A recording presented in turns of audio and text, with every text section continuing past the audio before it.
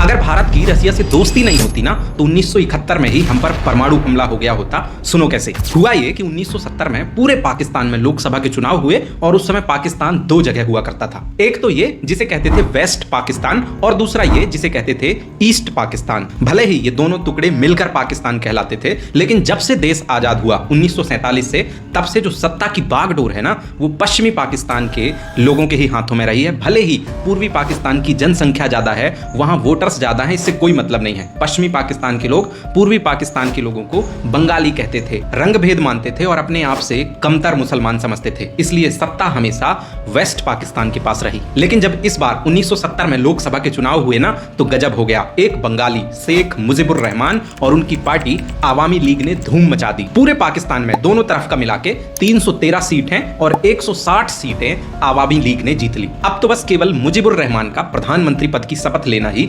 बाकी रह गया था। लेकिन इनसे पहले जो प्रधानमंत्री थे जुल्फिकार अली भुट्टो, उन्होंने अचानक कह दिया कि हम सत्ता का हस्तांतरण नहीं करेंगे, प्रधानमंत्री की शपथ शेख मुजीबुर रहमान को नहीं लेने देंगे, क्योंकि हम नहीं चाहते कि पूरी पाकिस्तान की सत्ता का बागडोर कोई बंगाली संभाले। और उस समय पाकिस्तान आर्मी के हेड हुआ करते थे जनरल याया खान, वो भी जुल्फिकार अली भुट्टो के समर्थन में आ गए और कहा कि इस बंगाली को प्रधानमंत्री नहीं बनने देंगे। लेकिन शेख मुजीबुर रहमान फिर भी लगे रहे। उन्होंने कहा कि मुझे जनता ने चुना है, आप कौन होते हो प्रधानमंत्री बनने से रोकने वाले। जैसे ही भुट्टो को लगा कि ये लोग तो घेराव वगैरह भी कर सकते हैं, तो भुट्टो ने सेना को कहा कि शेख मुजीबुर रहमान को अरेस्ट करके वेस्ट पाकिस्तान में ही कैद कर लो। लेकिन इस बात से तो पूरा पूर्वी पाकिस्तान भड़क गया। उन लोगों ने कहा कि जनता के द्वारा चुने गए नेताओं को, जिन्हें मंत्री और प्रधानमंत्री होना चाहिए, उन्हें जेल में डाल दिया गया। ऐसे कैसे? लेकिन इनके पास तो सेना थी। इन लोगों ने पूरे पूर्वी पाकिस्तान में सेना उतार दी और अपनी ही जनता का कत्लेआम किया जाने लगा। पाकिस्तानी आर्मी के सैनिकों ने किसी को नहीं बख्शा। 10-10 साल की बच्चियों से लेकर बूढ़ी महिलाएं तक इनकी दरिंदगी का शिकार हो गईं। मतलब बहुत बुरी हालत हो चुकी थी पूर्वी पाकिस्तान की।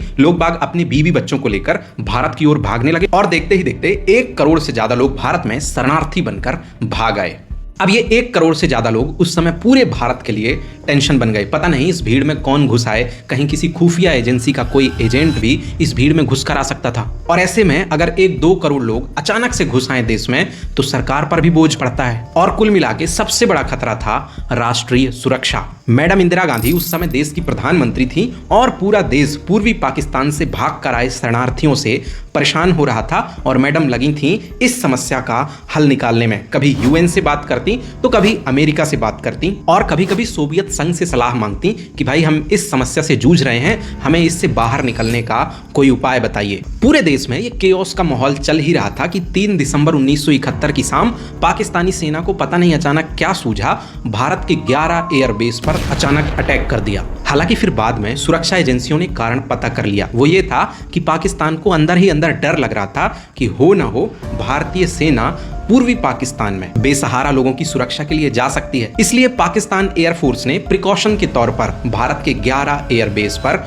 बमबारी कर दी। हालांकि इससे कुछ ज्यादा नुकसान नहीं हुआ था, बल्कि हमें एक बहुत बड़ा रीजन मिल गया था अपनी सेना पूर्वी पाकिस्तान में पूरे पाकिस्तान के खिलाफ उतारने के लिए। बस फिर क्या था, अगले ही दिन 4 दिसंबर 1971 को मैडम इंदिरा गांधी ने इंडियन आर्मी के 2 लाख से ज्यादा सैनिक पूर्वी पाकिस्तान में उतार दिए और इस तरीके से शुरू हुआ द फेमस 1971 इंडो पाक वॉर। भारत की सेना पूर्वी पाकिस्तान में पहुंची और अपना काम करना शुरू कर दिया। गरीब, बेसहारा, सच्चे और मासूम लोगों को बचाने लगी। बचाव के तौर पर पाकिस्तान ने अपनी तीनों सेनाओं को पूर्वी पाकिस्तान भेज दिया, लेकिन इंडियन आर्मी भी पूरी तरह से तैनात थी और तैयार थी सभी प्रकार के हमलों को डिफेंड करने के लिए। लेकिन इस पूरी कहानी में एक और खास चीज थी कि उस समय के पाकिस्तान के प्रधानमंत्री जुल्फिकार अली भुट्टो की गहरी दोस्ती थी अमेरिका के राष्ट्रपति निक्सन के साथ। तो पाकिस्तान ने अमेरिका से मदद मांग ली कि बचाओ, हमें भारत पूर्वी पाकिस्तान में पीट रहा है। और अमेरिका वालों को हमेशा से हीरो बनने की आदत तो है ही, इसलिए उस समय अमेरिका में जो सबसे शक्तिशाली विमान वाहक युद्धपोत था ना, जिसे 7वां बेड़ा कहा जाता था, उसे उतार दिया समुद्र में और भारत की तरफ रवाना कर दिया।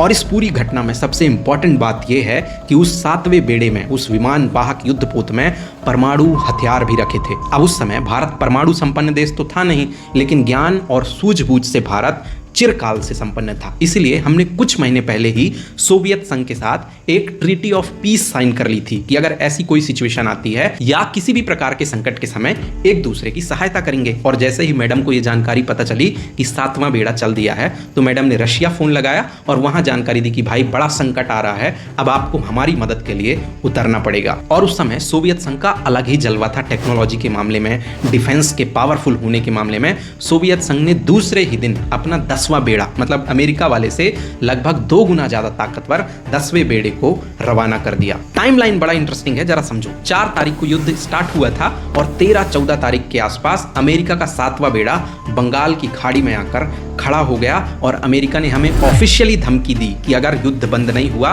तो भारत पर परमाणु हमला भी किया जा सकता है। लेकिन कुछ ही घंटों में 14-15 तारीख को सोवियत संघ का 10वां बेड़ा आकर ठीक इस जगह पर भारत की सुरक्षा दीवार बनकर खड़ा हो गया। ट्रस्ट मी, एकदम सच्ची घटना है ये, किसी फिल्म का सीन नहीं है। बंगाल की खाड़ी में अमेरिका का 7वां बेड़ा और सोवियत संघ का 10वां बेड़ा आमने सामने खड़े थे और अंदर पूर्वी पाकिस्तान में भारत की सेना पाकिस्तान की सेना की पिटाई कर रही थी। फिर कुछ ही घंटों में finally Pakistani army chief general Niazi ने अपने 93,000 सैनिकों के साथ भारतीय सेना के सामने सरेंडर कर दिया और ऑफिशियली युद्ध बंद हो गया। और इस तरह से पूर्वी पाकिस्तान आजाद हो गया और एक नए देश का जन्म हुआ, बांग्लादेश। और इस नए नवेले देश का हेड ऑफ स्टेट बनाया गया उसी शेख मुजीबुर रहमान को, जिसे ये लोग शपथ नहीं लेने दे रहे थे। अब जरा सोच के देखो, अगर उस समय सोवियत संघ अपना परमाणु हथियार संपन्न 10वां बेड़ा लेकर हमारी रक्षा के लिए नहीं आता तो यह अमेरिका तो हीरो बनने के लिए कुछ भी कर सकता था।